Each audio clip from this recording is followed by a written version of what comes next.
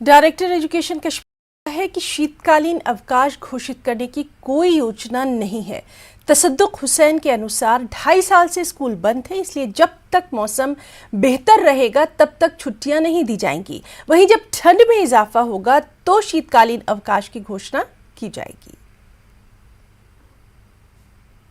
देखिए, winter vacations are subservient to the weather conditions. जब तक हमें वेदर अलाउ करेगा तब तक हम स्कूल चालू रखेंगे। पिछले 2.5 साल से स्कूल बंद थे। हमारे बच्चों में कुछ लर्निंग गैप्स आई थी।